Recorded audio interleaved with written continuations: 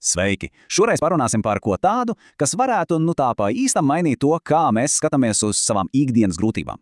Mēģināsim uz to paskatīties šādi. Kas, ja visi tie konflikti ar ārpasauli patiesībā ir tikai mūsu pašu iekšējās cīņas atspulgs? Labi, sāksim ar jautājumu, kas man šķiet ir pazīstams gandrīz ikvienam. Vai ir bijusi tā sajūta, ka pasaule vienkārši prasa par daudz, ka tā ir netaisnīga?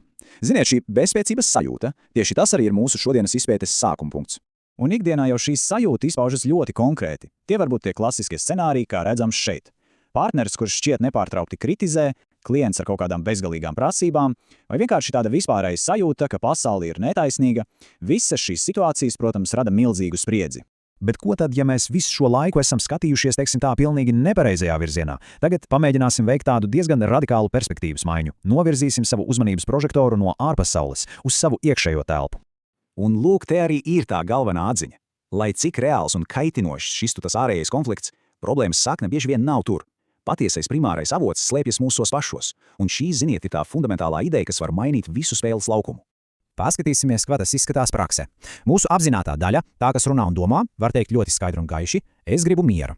Bet tajā pašā laikā, kaut kur dziļāk, kāda neapzināta daļa čukst, bez spriedzes es nejūtos tā pa īstam dzīvs. Un lūk, te arī rodas tā iekšējā pretruna, kas rada to nemieru. Tas ir divas pilnīgi pretējas vēlmes, kas cīnās viena ar otru mūsu iekšienē. Un te ir vēl viens lielisks piemērs. Vēlme pēc stabilitātes, pēc drošības, kas pēkšņi saduras ar tādu iekšēju dzinuli pēc adrenalīna, pēc kaut kāda uzrāviena, jo citādi, vienkārši kļūst garlaicīgi. Atkal divi pretēji spēki, vienā sistēmā. Un iespējams viens no vispazīstamākajiem iekšējiem konfliktiem tāda dedzīga, patiesa vēlme pēc mīlestības un tuvības, ko vienlaikus sabotē dziļi iesakņojusies neusticēšanās. Redziet, šie ir tie iekšējie dzinējspēki, kas nemanāmi veido mūsu realitāti. Labi, bet kā tad īsti šis iekšējais konflikts nonāk ārpasaulē? Kā tas materializējas? Pārējām pie nākamās sadaļas, kas izskaidro šo, manuprāt, aizraujošo mehānismu, ko varētu nosaukt par iekšējo spoguļu teātru. Viss šīs process, protams, notiek neapzināti, bet to var sadalīt tādos kā 3 soļos. Tātad vispirms mūsos ir šis neapzinātais konflikts. Pēc tam mūsu nervu sistēma, it kā meklējot risinājumu vai vismaz izpausmi, sāk skanēt apkārtni. Un tad kāds cilvēks mūsu dzīvē kļūst par ideālu ekrānu, lai izspēlētu šo mūsu iekšējo drāmu. Tātad būtiskākais ir šis. Tas otrs cilvēks nav problēmas patiesais cēlonis. Viņš ir drīzāk aktivizētājs. Viņš kļūst par ekrānu, uz kura mēs projicējam to, kas jau tāpat eksistē mūsos. Tas, protams, nenozīmē, ka otra rīcība nav reāla, bet mūsu emocionālā reakcija. Tā tiek milzīgi pastiprināta caur mūsu pašu iekšējo prizmu. Un tieši šeit sākas tā apzinātā pārmaiņa. Viss grozās ap vienu vienīgu pagrieziena punktu. Vienu jautājumu, kas var pārvērst šo neapzināto automātisko procesu par apzinātu izaugsmes ceļu. Un tas jautājums ir šāds. Nākamreiz, kad jūti, ka viss vāras spriedze apstājas uz mirkli un pajautā sev, vai es šobrīd rēģēju uz objektīvo realitāti, vai arī es rēģēju uz savu paša iekšējo konfliktu, ko šī situācija ir vienkārši ieslēgusi. Šis ir tas sākums apzinātai degvielas maiņai. Un tas mūs, protams, noved pie risinājuma, kas ir gan vienkārši savā būtībā, gan vienlaikus ļoti dziļš. Proti, mērķis nav izmainīt pasauli, bet gan nomainīt to filtru, caur kuru mēs to uztveram. Ziniet, kas šajā visā ir patieši interesanti? Tas, kas notiek tālāk. Tad, kad mēs sākam strādāt ar savu iekšējo konfliktu un tas kļūst maigāks, arī ārējā spriedze pēkšņi zaudē savu asumu.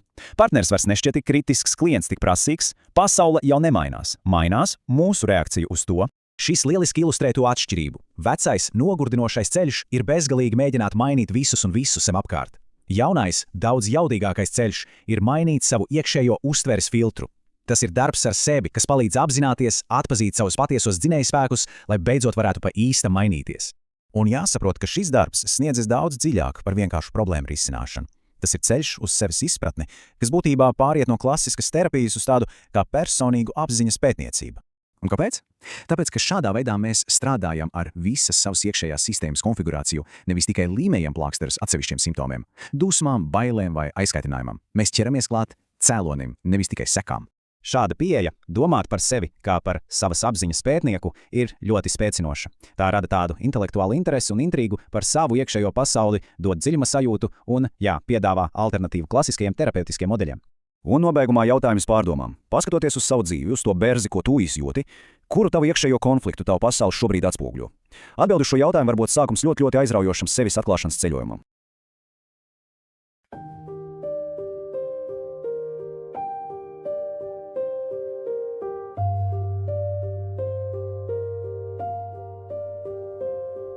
Ir brīdis, kad tu apstājies un pēkšņi saproti, Ne jau pasaule ir skaļa, skaļums ir iekšā. Tu saki, es gribu mieru, bet kaut kur dziļumā nemiers ir kļuvis par pieradumu. Tu saki, es gribu mīlestību, bet sirds vēl joprojām tur bruņas. Tu saki, es gribu stabilitāti, bet ķermenis augst uz rāviena, lai tikai sajustu, ka dzīvo. Un tad tu ieraugi, ārējais konflikts ir tikai atbalsts.